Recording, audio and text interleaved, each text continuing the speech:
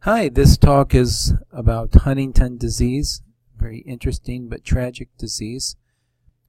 Huntington disease is a part of a group of disorders called trinucleotide repeat disorders. The category of trinucleotide repeat disorders is defined by the presence of expansion of triplet repeats of nucleotides, as the name suggests. Most of these entities have a CAG triplet expansion resulting in elongated glutamine tracts, so these are also known as polyglutamine diseases. So far, 9 polyglutamine diseases have been identified, but the prototype for these is Huntington disease, and that's what we'll discuss. Huntington disease is predominantly an adult onset autosomal dominant disorder that's characterized by progressive movement disorders and dementia caused by degeneration of striatal neurons. There are no sporadic forms. They're all familial or inherited, which sets it apart from the other neurodegenerative diseases that I've talked about with this case. The clinical phenotype is characterized by jerky, hyperkinetic, sometimes dystonic movements involving all parts of the body, which is referred to as chorea. Affected individuals may later develop bradykinesia and rigidity. Psychiatric manifestations are also usually present at onset and range from behavioral abnormalities and depression to paranoia and schizophrenia. The rate of suicide in patients in Huntington disease is increased. Cognitive impairment is usually evident as slowing of intellectual processes and memory impairment. Unfortunately, this disease is relentlessly progressive and uniformly fatal, with an average course of about 15 years. Huntington disease is caused by mutation of the coding region of the Huntington's disease gene, HTT gene, on chromosome 4. The most common mutation is an expansion of the trinucleotide repeat, CAG. The expanded CAG repeat results in an expanded polyglutamine segment near the amino terminus of the Huntington protein. This is believed to result in a toxic gain of function. The CAG repeat size correlates inversely with age onset and directly with disease severity. Brain weight is typically moderately decreased. Progressive atrophy of the striatum, that is a caudate nucleus and putamen, is typical. In addition to striatal atrophy, autopsy studies emphasize frontal lobe atrophy as well, attributed to progressive thinning of the cerebral cortex. These images illustrate atrophy of the frontal lobe and mild gyral atrophy in the parietal and temporal lobes.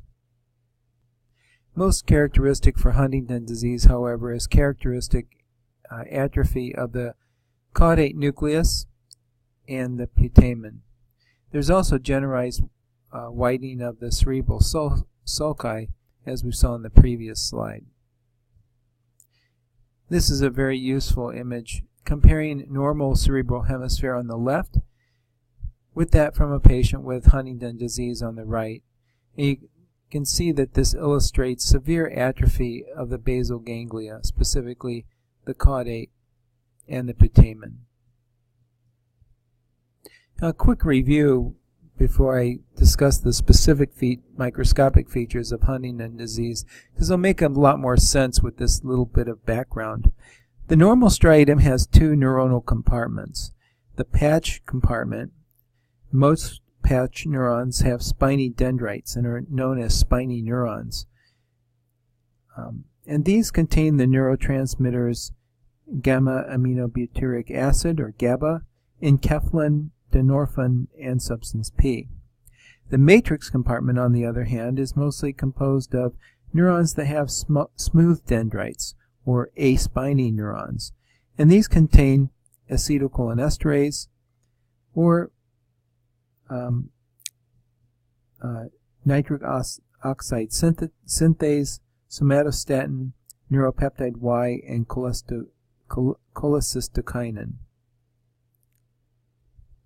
So with that bit of background, let's look at the specific microscopic features of Huntington's disease. There's neuronal loss and astrocytosis of the caudate and putamen. The most severely affected neurons are the GABAergic medium spiny neurons, which are severely depleted. Other neuronal types are unaffected until relatively late in the disease course. It's hypothesized that preferential loss of striatal projections to the lateral pallidum is what is responsible for the clinical phenotype of chorea. These images demonstrate the loss of neurons and astrocytosis, particularly in the caudate lobe. On the left, there's marked astrocytosis and loss of neurons in comparison with a normal age-matched control in the middle. The image on the left is just another demonstration of astrocytosis utilizing immunohistochemistry for glial fibrillary acidic protein, which identifies astrocytes. And as with the other neurodegenerative diseases, we can identify or classify this biochemically using immunohistochemical stains. Immunohistochemical staining for Huntington or ubiquitin proteins reveals various patterns of intranuclear and cytoplasmic inclusions in neurons and dystrophic neurites in the striatum, cortex, and hippocampus. Interestingly, the types of inclusions vary between different brain regions. This montage of images shows some of the various patterns of Huntington accumulation revealed by immunohistochemical staining. The labeling may be diffuse or aggregated into granules or form discrete inclusions. Combinations of nuclear and cytoplasmic inclusions are also occasionally seen. The important thing isn't the details, that's way another level, interpreting the different patterns and their distribution.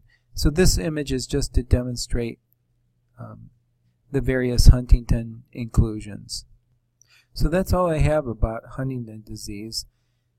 I just wanted to point out the man for whom this disease is named, George Huntington, in contrast to a lot of the other names that have been attached to various diseases and bodies. George Huntington was an American physician and published the first thorough description of the disease that bears his name.